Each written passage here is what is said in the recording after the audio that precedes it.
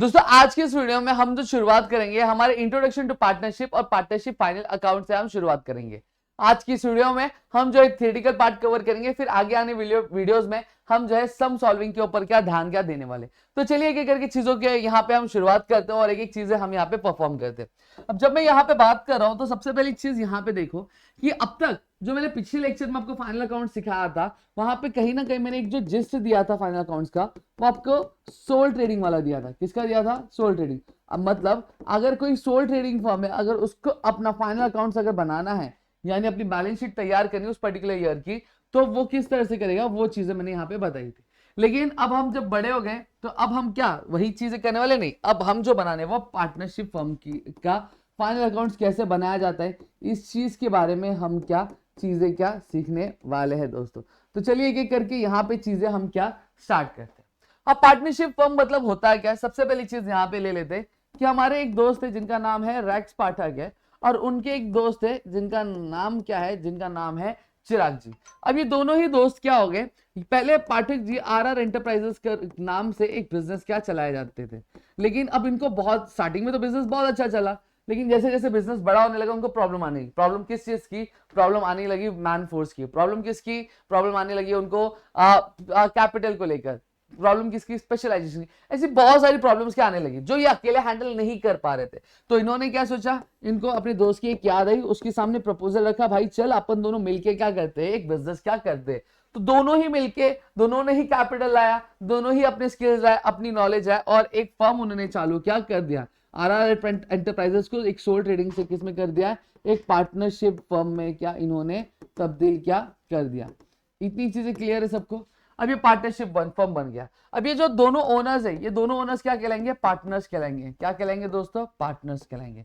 ठीक है। अब यहाँ पे ध्यान देना, जब कभी भी एक जो बिजनेस होता है, एक बिजनेस में जब आपके एक से ज्यादा है, यानी कम से कम दो ओनर्स रहे और मैक्सिमम आपकी 50 ओनर्स रहे कंपनी एक्ट 2013 के हिसाब से, तो वो जो फर्म होगा वो फर्म क्या कहलाएगा? एक पार्टनरशिप फर्म क्या कहलाता है। और उस फर्म के जो भी ओनर्स होंगे उनको क्या बोला जाता है? उनको पार्टनर्स क्या बोला जाता है। तो मेरे ख्याल से इतनी चीजें क्लियर हो गई। अब ये जो हमारे दोनों दोस्त है, ठीक है, दोनों ओनर्स यानी रेक्स पाठक और हमारे जो चिराग जी, ठीक है। अब ये जो दोनों ओनर्स है, ठीक है, अब ये बिजनेस में आए तो ये क्या करेंगे? सबसे पहली चीज कितना कैपिटल ला रहे हैं वो चेक करेंगे। अब कैपिटल तो लेकर आए, अब कैपिटल लेकर आने के बाद अब जब बिजनेस में प्रॉफिट होगा, तो बिजनेस में जब प्रॉफिट होगा तो उस प्रॉफिट का डिवीजन कैसे होगा? सही बात है, अगर कोई अगर ज्यादा मेहनत करता है तो उसकी मेहनत के बदले उसको कितनी सैलरी जाएगी, या फिर कोई ज्यादा ऑर्डर लेकर आता है तो उसको कितना कमीशन जाएगा। ये सारी चीजें ये क्या डिसाइड करते हैं, और सारी चीजें डिसाइड करके ये क्या करते हैं, एक आपके पेज पे क्या लिखवा लेते हैं, ठीक है, एक डॉक्यूमेंट में क्या लिखवा लेते हैं, और उसी डॉक्यूमेंट को हम लोग क्या बोलते हैं? पार्टनरशिप डीड बोलते हैं। क्या बोलते हैं? पार्टनरशिप डीड क्या बोलते हैं। समझ में आ गया कि नहीं आ गया? जब कभी भी आपके पार्टनरशिप फर्म के जो दो ओनर्स होते हैं, दो ओनर्स यानी जितने भी पार्टनर्स होंगे, जब पार्टनर्स क्या एक डॉक्यूमेंट में अपने सारे टर्म्स एंड कंडीशंस अपने पार्टनरशिप फर्म की क्या लिखवाते हैं और दोनों ही साइन करते हैं, तो वो जो डॉक्यूमेंट होता है उसे हम लोग क्या बोलते हैं? आपका पार्टनरशिप डीड क्या बोलते हैं। समझ में आ गया? अब एक एक करके दोस्तों हम लोग क्या सीखने वाले हैं, अब हम देखने वाले फीचर्स ऑफ पार्टनरशिप फर्म देखने वाले। क्या देखेंगे हम लोग? फीचर्स ऑफ पार्टनरशिप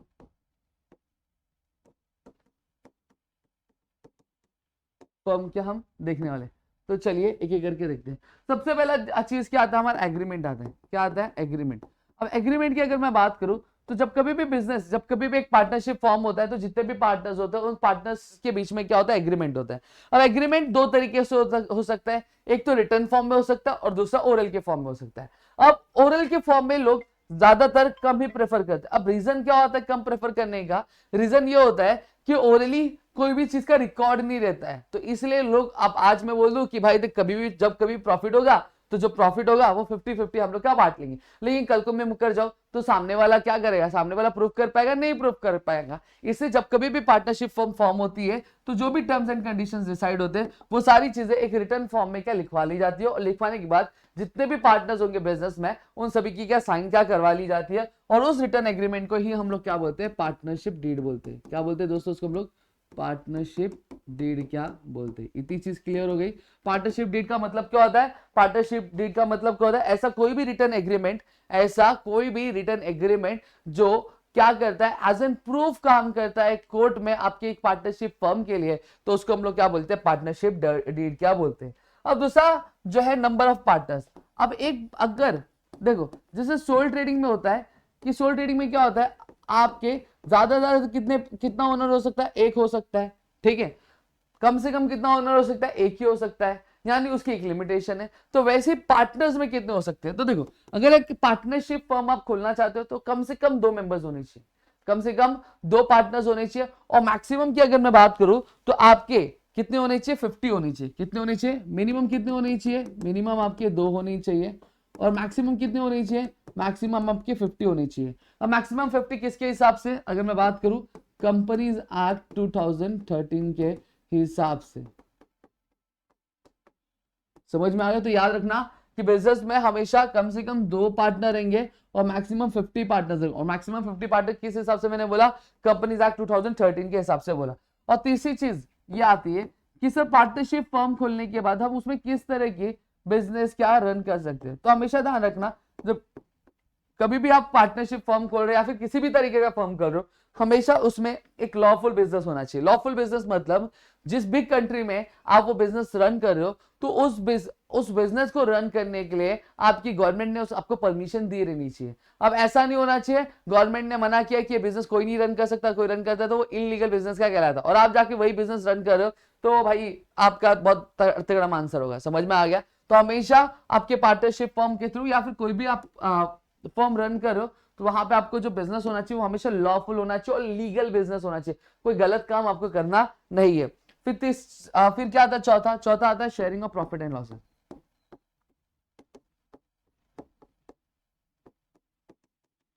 अब sharing of profit and losses की अगर मैं बात करूं तो देखो एक चीज ये हो सकती है, अब प्रॉफिट कैसे बटेंगे या फिर नुकसान होगा तो वो कैसे डिवाइड होगा। तो एक चीज ध्यान रखना कि जब पार्टनरशिप डीड होती है तो पार्टनरशिप डीड में स्टार्टिंग में ही जो पार्टनर्स होते हैं वो क्या करते हैं? लिखवा लेते कि देखो प्रॉफिट हुआ तो 50-50 करेंगे, अगर नुकसान हुआ तो 50-50 करेंगे। अब जरूरी नहीं हमेशा 50 रहे, 30-40 भी रह सकता है, सॉरी 30-70 भी रह सकता है, फिर 80-20 भी रह सकता है। तो वो डिसाइडेड रहता है कि भाई किसको कितना प्रॉफिट मिलेगा। अब एक इन केस अगर सर ये आ गया कि पार्टनरशिप डीड में हम किसी भी रीजन की वजह से वो चीज मेंशन नहीं करते या फिर मेंशन करवाना भूल जाते, तो मैं आपको बता दूं कि जब ऐसा कंडीशन होगा तो वहां पे जो भी प्रॉफिट या फिर जो भी लॉसेस होंगे वो सभी के सभी क्या हो जाएंगे? आपके इक्वल डिस्ट्रीब्यूट होंगे। क्या होंगे? वो दोनों ही क्या होंगे? आपके इक्वली क्या डिस्ट्रीब्यूट क्या होंगे। इतनी चीजें क्लियर हो गई। फिर पांचवा सर ये सवाल आ रहा है कि लाइबिलिटीज कैसी होती है। लाइबिलिटीज अगर मैं बात करूं तो लाइबिलिटीज लिमिटेड अनलिमिटेड होती है।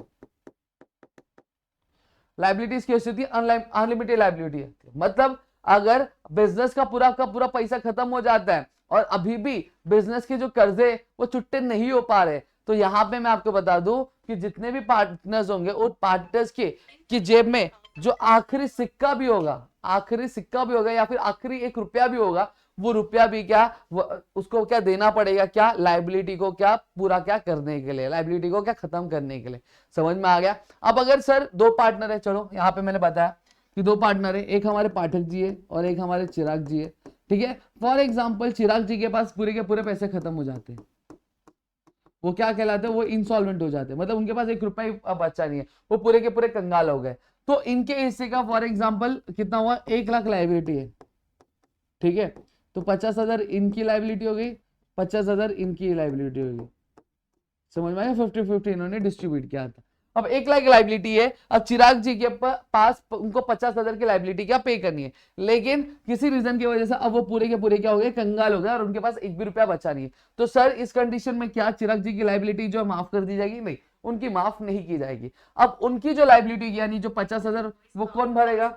वो भरने वाला कौन रहेगा? वो भरने वाले हमारे रैक्स पाठक रहेंगे। यानी रैक्स पाठक जी अपना 50,000 तो भरेंगे, लेकिन साथ ही साथ उनका जो दूसरा पार्टनर कौन, जो चिराग जी है, वो जो इंसॉल्वेंट हो गए, जो पूरे तरीके से कंगाल हो गए, जिनके पास एक फुटी कौड़ी नहीं है, तो उनकी भी liability in racks Pathak ji को ही क्या भरनी पड़ेगी। समझ में आ गया? इतनी चीजें क्लियर हो गई सबको। फिर नेक्स्ट यहाँ पे अगर मैं बात करूं तो नेक्स्ट हमारा क्या है? नेक्स्ट हमारा आता है दोस्तों रजिस्ट्रेशन।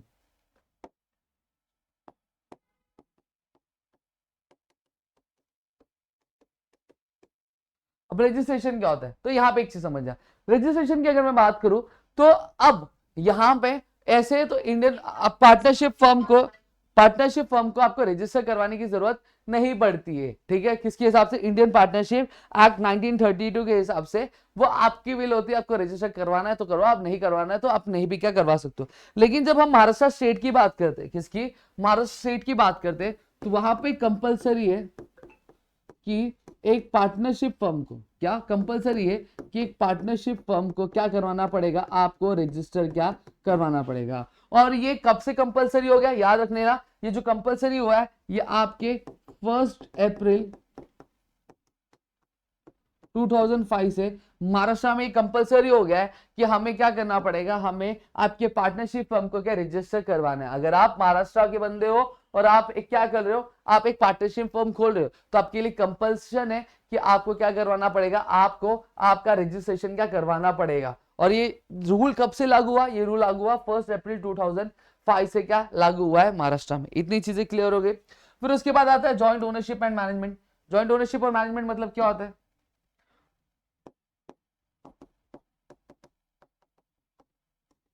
जॉइंट ओनरशिप और मैनेजमेंट मतलब ये होता है दोस्तों कि पार्टनरशिप फर्म है, जैसे सोल ट्रेडिंग में क्या होता था कि एक अकेला बंदा होता था, अकेला बंदा ही सारी चीजें मैनेज करता था और अकेला बंदा ही क्या ओनर हुआ करता था।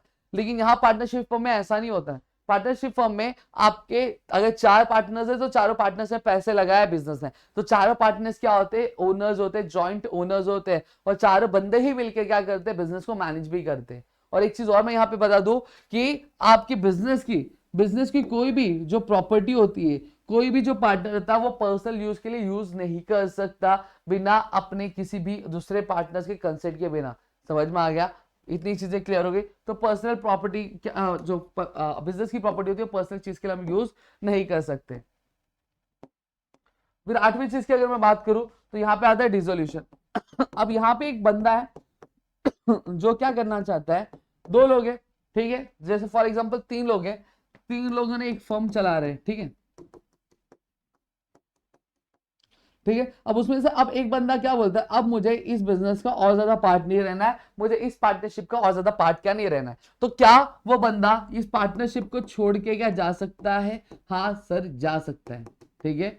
मतलब अगर इसका मर्जी कर रहा है कि हाँ मुझे अब बिजनेस का और ज्यादा हिस्सा नहीं रहना, बस मुझे ये बिजनेस यही ये पार्टनरशिप तो यहीं तक मुझे क्या रखनी थी, अब मुझे क्या खत्म करनी है, तो ये पार्टनरशिप क्या छोड़ सकता है, जिसको हम लोग क्या डिसॉल्व कर सकता है, डिसोल्यूट कर सकता है। और लेकिन उसको उस दिन पहले 14 डेज का प्रायर नोटिस देना पड़ेगा। क्या देना पड़ेगा, 14 डेज का प्रायर नोटिस देना पड़ेगा। जब वो 14 डेज का प्रायर नोटिस देने के बाद ये क्या कर सकता है, आपके फर्म को क्या छोड़ के क्या जा सकता है, पार्टनरशिप को क्या एंड कर सकता है। तो ये जो चीज मैंने समझाई आपको पूरी की पूरी, ये पूरा का पूरा क्या था, आपका पार्टनरशिप का क्या फीचर्स था। इतनी चीजें क्लियर हो गई। अब नेक्स्ट आप यहाँ पे अगर मैं बात करूं तो हम क्या बात करने वाले, प्रोविजन बात करने वाले। किसके बारे में बात करेंगे हम, प्रोविजन के बारे में बात करेंगे इंडियन पार्टनरशिप एक्ट के।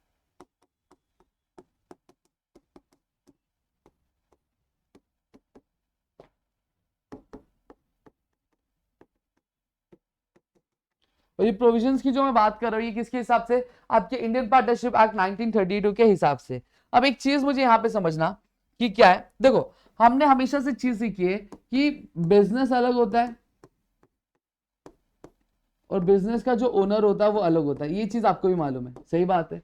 ये दोनों लॉ के मतलब कानून के नजर में बिजनेस एक अलग इंडिविजुअल बॉडी होती है और ओनर एक अलग इंडिविजुअल बॉडी होती है। दोनों को सेम माना जाता है, नहीं दोनों को सेम माना नहीं जाता है, ठीक है। अब यहाँ पे हम सभी जानते हैं कि जब क्या करता है, जो बिजनेस का जो ओनर होता है, जब कभी भी कैपिटल क्या करता है बिजनेस में लाता है, कैपिटल मतलब क्या होता है, जब कभी भी कोई सामान या फिर कुछ पैसे जब बिजनेस को स्टार्ट करने के लिए बिजनेस में एक ओनर के द्वारा लगाए जाते हैं तो उस चीज को हम लोग क्या बोलते हैं, कैपिटल बोलते हैं, ये हमें पता है।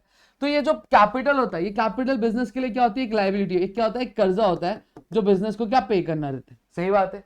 अब सेम चीज है, अगर फॉर एग्जाम्पल मैं हूं, मैंने आपको पैसे उधार पे दिए, तो क्या मैं पैसे आपको फ्री में उधार पे दूंगा, आप बोलोगे नहीं सर, मैं क्या करूंगा, मैं उसके बदले क्या लूंगा, आपसे ब्याज लूंगा ना, लूंगा कि नहीं लूंगा। सेम चीज जब ओनर क्या करता है, ओनर जब कभी भी आपकी कैपिटल के फॉर्म में बिजनेस को पैसे क्या उधार पे देता है, क्या देता है, उधार पे, क्योंकि बिजनेस के लिए वो क्या लायबिलिटी कर्ज है, उसको एक दिन क्या करना है, वो जो कैपिटल है वो ओनर को लौटाना है, सही बात है।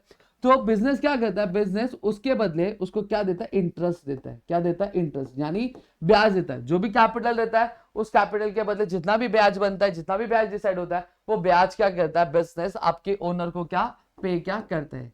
सेम चीज अगर मैं बात करूं तो हमें यह भी पता है ओनर कई बार क्या करता है, बिजनेस में से कुछ चीजें या फिर कुछ पैसा या फिर कुछ सामान अपने पर्सनल यूज के लिए निकालता है, जिसको हम लोग क्या बोलते हैं, ड्रॉइंग्स बोलते हैं।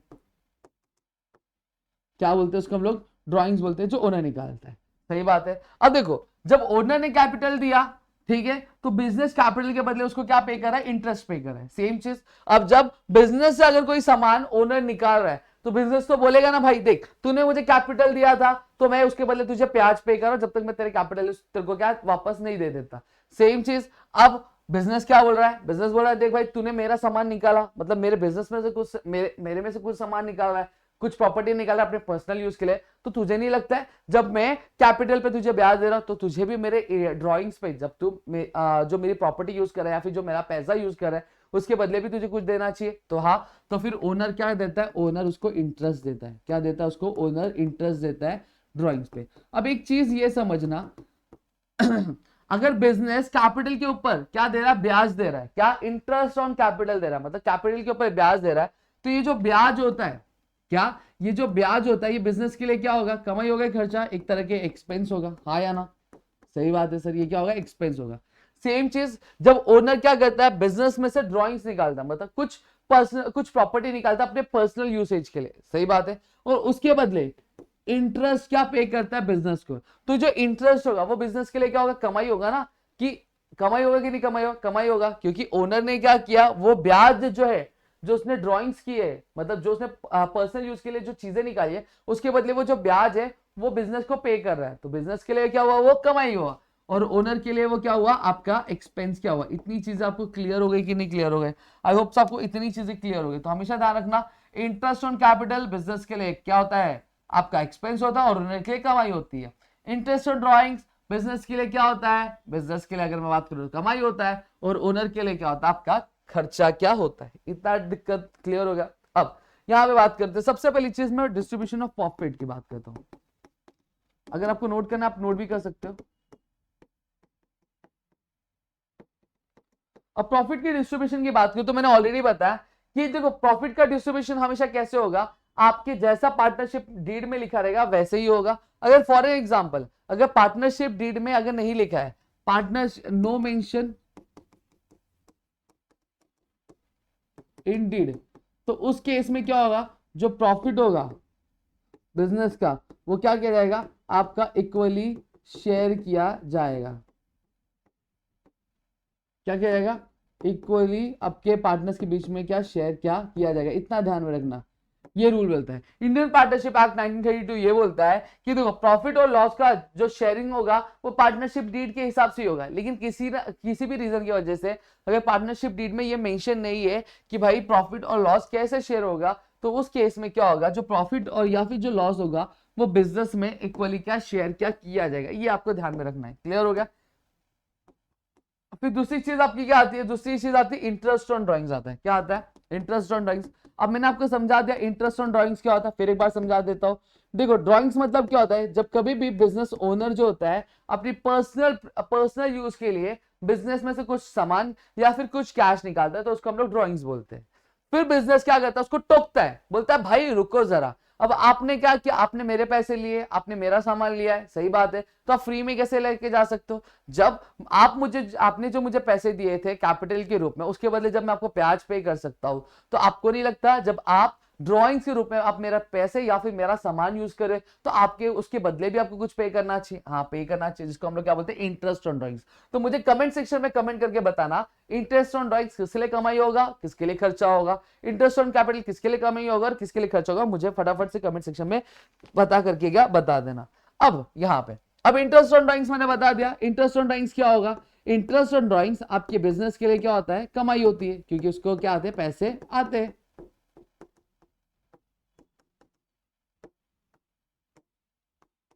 हाँ या ना, सही बात है सर, सही बोल रहे हो आप। अब फॉर एन एग्जाम्पल, यहां पे आपकी डीड में ये मेंशन नहीं है कि ड्राइंग्स हमें इंटरेस्ट जो होगा ड्राइंग्स पे वो हमें कितने मंथ पे करना रहेगा। तो उस केस में अगर मेंशन है तो हम उस हिसाब से क्या करेंगे, एज एन ओनर मैं बिजनेस को उस हिसाब से ड्राइंग्स पे करूंगा। अगर मेंशन नहीं है तो मैं क्या करूंगा, मैं हर 6 मंथ्स में क्या करूंगा, ड्राइंग्स के ऊपर जो इंटरेस्ट होगा वो मैं क्या पे करूंगा। हर 6 मंथ्स में क्या इंटरेस्ट क्या होगा, पेएबल होगा, इंटरेस्ट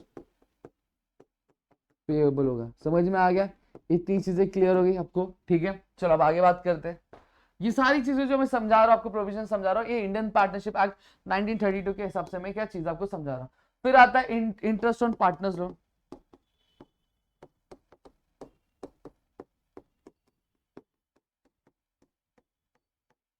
अब इंटरेस्ट ऑन पार्टनर्स लोन कहता क्या, अब मैंने क्या बताया, मैंने 2 पार्टनर्स बताए। कितने पार्टनर्स बताए, 2 पार्टनर्स बनाए, दोनों ने 50-50 हजार टका डाले। अब उसमें से एक पार्टनर ने क्या किया, 50,000 रुपए और दिए, लेकिन एज ए कैपिटल नहीं दिया, एज ए लोन दिया बिजनेस को। क्या दिया, एज ए लोन, क्या बिजनेस को दिया।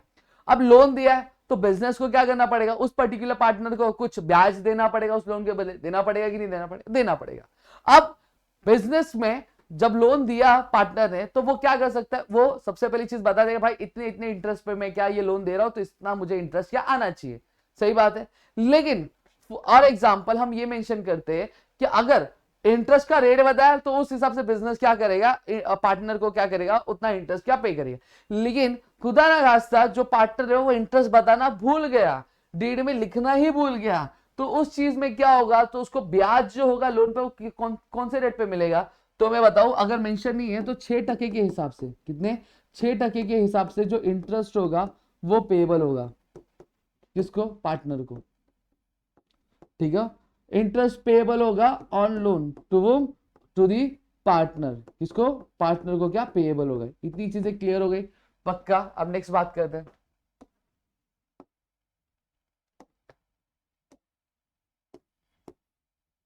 फिर चौथा क्या हमारा, चौथा है इंटरेस्ट ऑन कैपिटल। ऑलरेडी मैंने बताया इंटरेस्ट ऑन कैपिटल।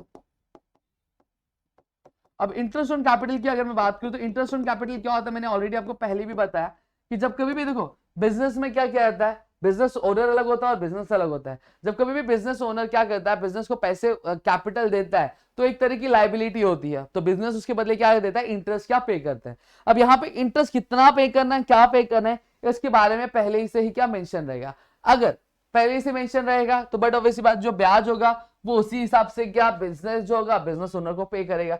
लेकिन अगर पार्टनरशिप डीड में लिखा ही नहीं है कि भाई कैपिटल जो हमने दिया है बिजनेस को उस पे हमें इतने इतने टके इंटरेस्ट मिलने चाहिए, तो उस चीज में क्या होगा, no interest will be payable, no interest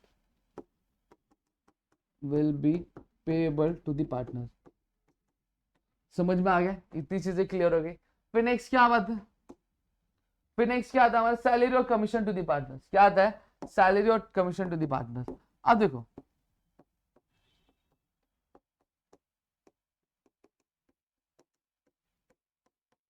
ठीक है, अब बिजनेस में अगर मैं बात करूं तो जो पार्टनर्स हो सकते हैं उसमें से एक मोटिवेशन के पार्टनर के लिए एक कंडीशन बनाई जाती है कि जो भी पार्टनर अगर बहुत ज्यादा मेहनत करेगा तो उसको एक एक्स्ट्रा सैलरी मिलेगी, या फिर और जो पार्टनर जो भी ज्यादा कॉन्ट्रैक्ट लेगा उसको एक्स्ट्रा कमीशन क्या मिलेगा। लेकिन अब वो जो चीज होती है वो पहले से ही डीड में क्या लिखी रहती है, तो उनको उस हिसाब से सैलरी और उस हिसाब से जो कमीशन होता है वो क्या पे क्या किया जाएगा। लेकिन अगर डीड में मेंशन ही नहीं है, ठीक है, अगर मेंशन ही नहीं है, ठीक है, तो उस केस में क्या होगा, उस केस में वहां पे उनको नो सैलरी नो कमीशन,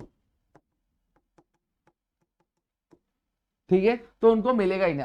अगर पार्टनरशिप डीड में मेंशन है कि सैलरी और कमीशन देना है तो मिलेगा, अगर मेंशन नहीं है तो कोई भी पार्टनर जो होगा वो लायबल नहीं होगा कि वो बिजनेस से क्या सैलरी या फिर कमीशन क्या निकाल सके। क्लियर होगा। फिर क्या आता है, admission of a new partner. सही बात है, देखो पार्टनरशिप फर्म में कोई भी, देखो 2 लोगों का बिजनेस है, 2 लोग पार्टनर्स थे, ठीक है, 2 लोगों के अलावा कोई और तीसरा बिजनेस में आके नाक नहीं घुसा सकता। हाँ, लेकिन अगर आप चाहते हो कि कोई तीसरा बंदा भी हमें एज अ पार्टनर ज्वाइन कर सके तो आपको जो जितने भी पार्टनर्स होंगे, जैसे मेरे बिजनेस में 2 पार्टनर है, मैं चाहता हूं कि मेरा एक दोस्त है वो भी बिजनेस में ज्वाइन कर ले ताकि हमारे पास और पैसा आ जाए, तो उसको ज्वाइन करने से पहले मुझे मेरा जो दूसरा पार्टनर, जो मेरा पहला पार्टनर है, उससे मुझे कंफर्मेशन लेगी, भाई देख ये एक और बंदा है, इसको भी अपन ले लेते, अगर वो हाँ बोलता है तो ये हमारा पार्टनर बनेगा, अगर ना बोलेगा तो ये हमारा पार्टनर नहीं बनेगा। समझ में आ गया? तो इस हिसाब से आपको पूरी की पूरी चीजें यहाँ पे आपको क्लियर हो गई होंगी। I hope so. चीज अगर क्लियर है तो बता दीजिएगा कमेंट सेक्शन में, आपको चीजें क्लियर हो गई होंगी। फिर नेक्स्ट क्या आता है, methods of capital account. Methods of capital account, ये चीज आपको थोड़ी समझ लेनी है।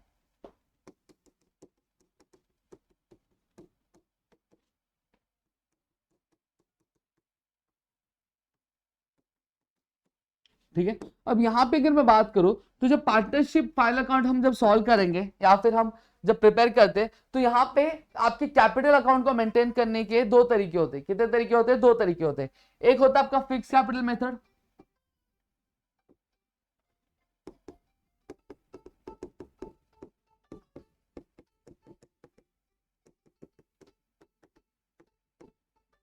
ठीक है, और दूसरा होता है आपका फ्लक्चुएटिंग कैपिटल मेथड।